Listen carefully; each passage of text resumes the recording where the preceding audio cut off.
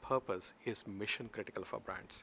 In this day and age, people want to join a company, particularly the millennials, a company that has purpose, a purpose that it pursues with sincerity, consistency, and really put their heart and soul and money into that particular purpose. So that's very critical on one hand internally. Externally, more than 80% of the people are saying that I want brands or companies to take a stance on social issues and do something about it, not just talk, but walk the talk. And in that kind of a scenario where people are also saying that they will move away from brands, 75% of the people say they move away from the brands, from a brand that does not stand for a purpose, or if it stands for a purpose that is contrary to their feelings about that purpose. So purpose is really becoming an integral part of the consumer decision-making process. And I would disagree with the fact if you say that purpose and profit cannot go hand in hand. Actually, I feel that, and I have demonstrated in my own company's context where when a purpose is infused into the core business model, the business does much better. And you actually gain both in brand image as well as in business returns. As a marketing person, you need to be closely tied in with your CEO.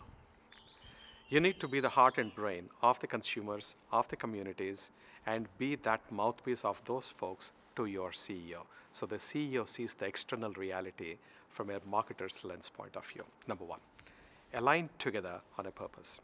Unless you have commitment from the top of the house, you cannot drive the purpose effectively and consistently across the organization. So you need a tight partnership with your CEO. Number two, your peers at the CEO's table. Typically, something which is softer like a purpose needs a lot more convincing. So you need to be passionate, authentic, and appeal to them consistently and win their emotional buy-in. Otherwise, it will be seen as a fluffy thing or as a hobby that these marketing guys have nothing better to do, therefore they are trying to come up with some stuff today.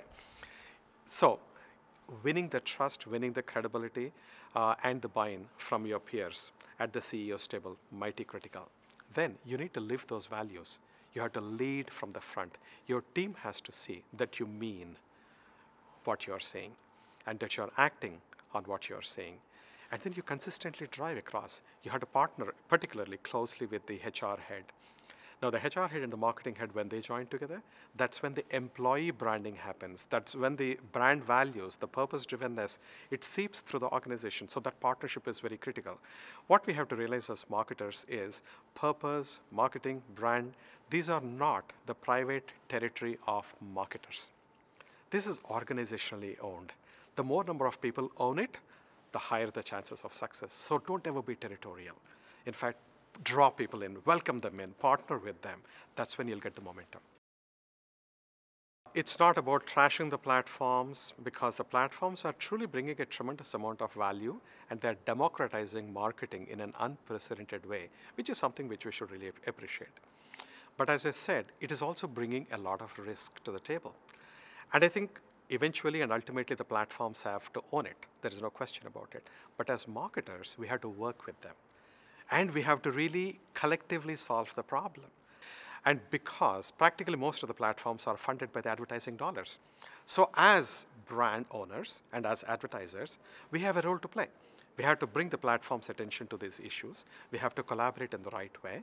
And we have to make sure that we deliver to the society collectively a solution that is safe, that is secure, and that is devoid of all this harmful content and malicious content, which I think is definitely unacceptable. And one of the things which we would do as a WFA is to work through these together with the platforms and with the brand owners to see how we will move towards a destination that we all collectively aspire to. As a marketing community, we need to regain the stature, the gravitas, and the role and the seat at the table.